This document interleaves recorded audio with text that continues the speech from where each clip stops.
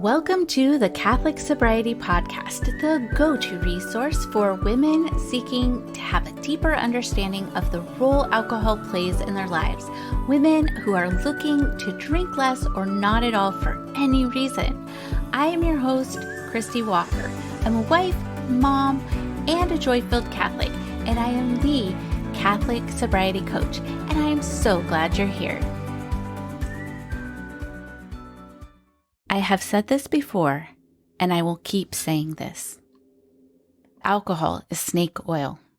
Everywhere you look, ads, movies, favorite TV shows, memes on t-shirts and wine glasses, alcohol is being presented to you as this magic elixir that helps you look even more beautiful, have an amazing time no matter what you are doing, or erases all the troubles of the world, leaving you peaceful and free.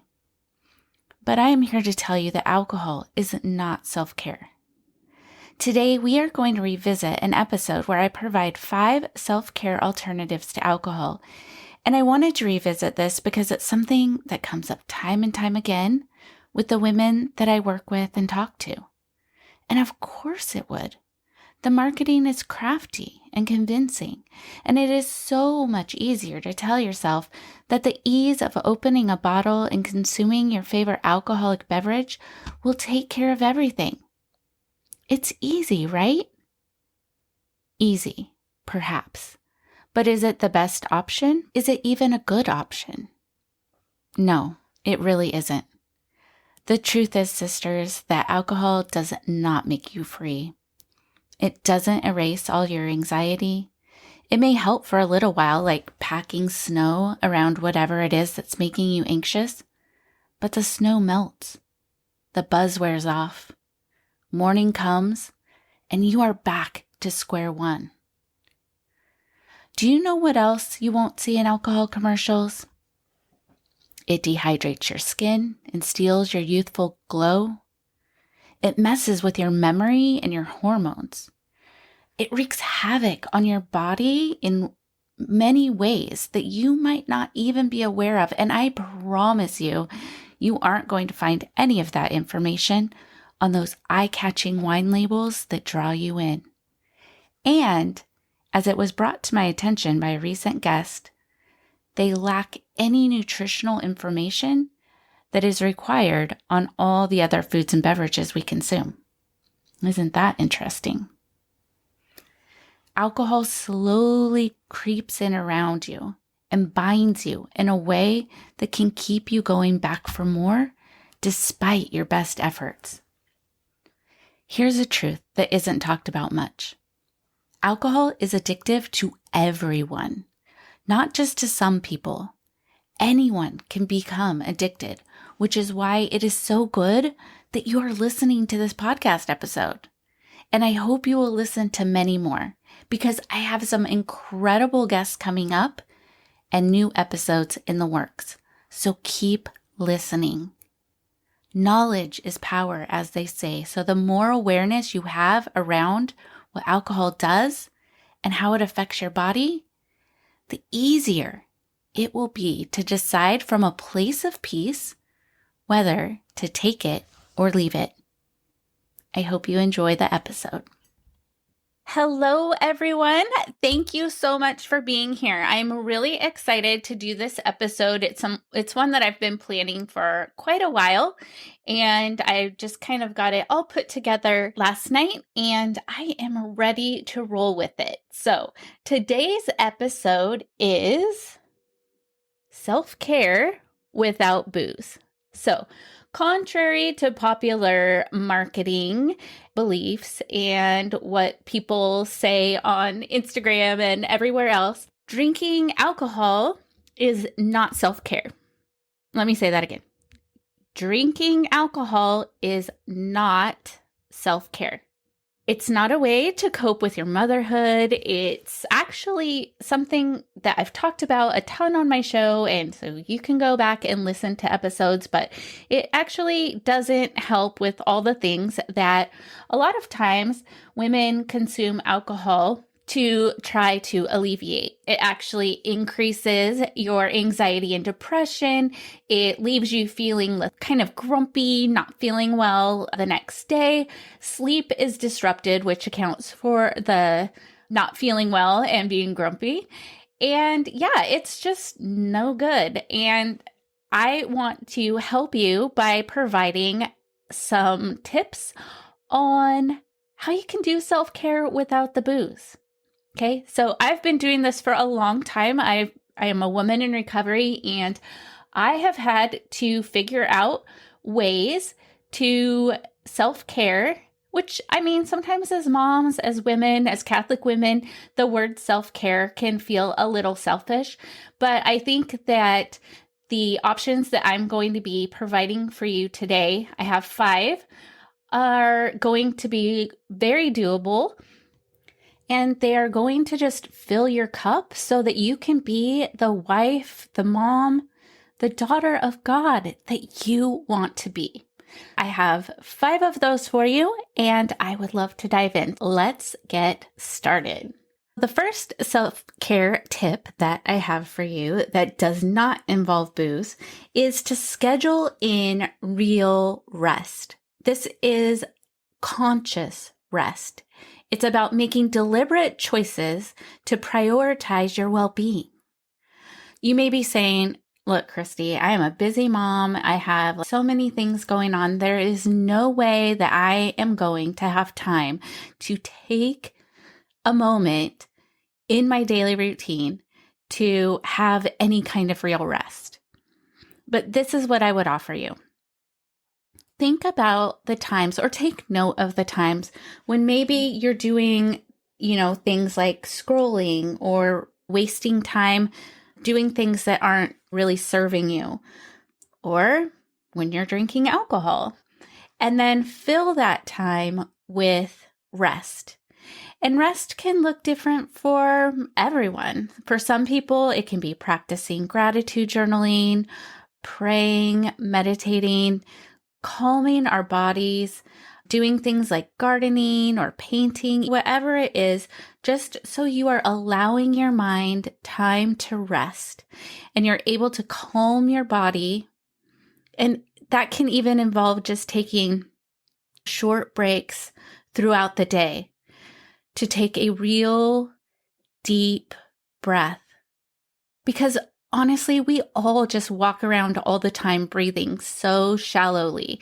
I didn't realize this until my coach brought it up to me, and I was like, you are so right. So now I try to really take moments when I just take a breath for me, and it just calms down my nervous system. And I just feel so much better after a few deep breaths. So even if you can grab those short breaks throughout the day, that would be an amazing gift to yourself. The next thing is hobbies. Do you have any hobbies anymore that you love? Or maybe you had hobbies that you had, but then you stopped doing. I know for me, once I get out of the habit of doing something, it can be hard to get back into it. And then I look back at it longingly. Oh, I loved doing that. I should do that again. And then I don't do it. So I would say just think about things that you used to do that you would like to pick up again, or maybe something new. Like, this is going to sound so funny, but I started doing lacto-fermenting of vegetables. Like, I love it. I watched this lady. If you want to learn more about it, she's so good, and it's really easy for like beginners. Just look up clean food living, I think, on YouTube. Anyway, I got so into it. I binge watched like all her videos, and then I showed them to my husband, who was like, that's crazy. But then I bought all the things because I wanted to do it. I told my mom about it, and she watched the videos with me, and then she went and bought all the things. So now we're like these lacto-fermenting queens. It's so fun. Right now I have some carrots going, and It's really good for probiotics and all of that. Anyway, so that is a hobby that I'm doing. Like, it's very calming for me to be like chopping things up. I feel very accomplished. I love looking at my vegetables fermenting on the kitchen counter. I don't know, they're like my little lacto babies. I just love them. So anyway, whatever that is for you, whether it's like crocheting, flower arranging, getting outdoors, painting, playing an instrument, just do it. Just pick it up and make time for it. And that is something that you can do to fill that time that maybe you used to fill with drinking, or maybe you used to fill it with the time of not feeling well. And because you feel well, then you want to do those things more often. This leads me into exercise. I know. I'm not like a super fan of exercising. You will not accuse me of being a gym rat, but I very much admire people that can get themselves to the gym and work out and do good things. That's not me, but exercise can look different for everyone. So some days my exercise is going down multiple flights of stairs, in and out of rooms, cleaning, laundry, and all of that. I mean, I can get quite a few steps in doing that. And then other days it's walking. Some days it's doing an exercise video. I just got one of those mini trampolines to start doing rebounding. I just like to try things that trick my body into thinking that I'm not exercising when in fact I am. So, but I do know people that love exercising. They love to run. They love to be at the gym and those types of things. And that is real self-care, because even if it's not for weight loss or something like that, it really is so good. Those endorphins are so good for our whole well-being. And yeah, so that is definitely another self-care item. And then the fourth one is to ask for help. It's so hard. I am so bad at asking people for help. However, once I was able to change my mindset around asking for help and realize that doing so not only blesses me, but it blesses the person who is providing the help, that made me think about it in a completely different way. So, for example, several years ago, before our boys were bigger and old enough to do a lot of yard work, I decided that we were going to hire landscapers and we were going to have them come regularly because my husband was working a lot. And on the weekends, we were spending a lot of time doing yard work and not spending time as a family. So I asked him if it would be okay if we hired landscapers. That way he didn't have to do that on the weekends. I didn't have to do it because I hate yard work. And we could spend more quality time as a family. And we did that for a very long time. But I felt guilty about spending that money to do that. And then my mom said, you're helping your landscapers by giving them a job, and they're helping you by making your yard look nice. And that just made me feel so much better, because I realized I wasn't just being frivolous. This was something that we could afford to do, and it was benefiting our family, and it was benefiting him. So asking for help is good. So if you need help with maybe having a mother's helper come in a couple times a week, maybe hiring house cleaners, landscapers, training your children to help. I'm bad about this because I just want to get in and get things done. But especially since I have two 16-year-olds and a 10-year-old, they are all very capable of doing many, many things. And they do when I ask. My husband is very helpful. He actually does laundry way better and more efficient than I do, but he's very helpful. But he usually does the outside. I usually do the inside, but we both help each other out, which is great. We have great teamwork. And my final tip for self-care without the booze is to make a list of your energy drainers and the things that really light you up and get excited. And then when you are asked if you would participate in this or if you could do that, you can really be honest with yourself about what you have time for, what your gifts are, what drains your energy, what gives you life.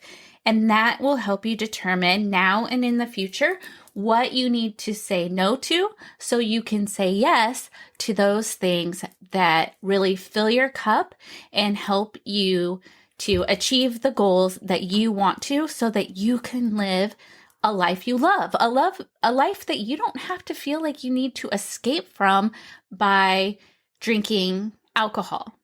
Because I promise you, alcohol is not life-giving. Alcohol is life-draining. It is stealing precious moments from you, whether you realize it or not. I ask you, I beg you to get really honest with yourself and look at your alcohol consumption and then ask yourself, is it serving me? What does alcohol bring to my life and what does it take from my life? And then look that over. You might be surprised. You might be encouraged, especially if you've decided to drink less or not at all for any reason, because you can now see on paper exactly what you've known in your heart and mind for a long time. And that might help your resolve to make that change so that you can stop the chaos, the chaos of thinking about it, of wondering when the next drink is going to come, wondering if you're going to go to a restaurant and have the opportunity to have a margarita, the chaos of feeling like you have to hide how much you are drinking or how frequently you are consuming alcohol. You can have more peace because you won't be feeling the guilt and the shame that comes along with, a next day hangover when you're driving your kids to school or you need to participate in an event or go to a meeting. There's a lot of ways we can beat ourselves up. So if we take away one of those things that we don't need, it just provides so much freedom. So I hope that you can hear the energy and the excitement in my voice because, I just want you to experience the freedom of living a life you love. Well, that does it for this episode of the Catholic Sobriety Podcast. I hope you enjoyed this episode, and I would invite you to share it with a friend who might also get value from it as well. And make sure you subscribe so you don't miss a thing. I am the Catholic Sobriety Coach, and if you would like to learn how to work with me or learn more about the coaching that I offer, visit my website, thecatholicsobrietycoach.com. Follow me on Instagram at the Catholic Sobriety Coach. I look forward to speaking to you next time. And remember, I am here for you. I am praying for you. You are not alone.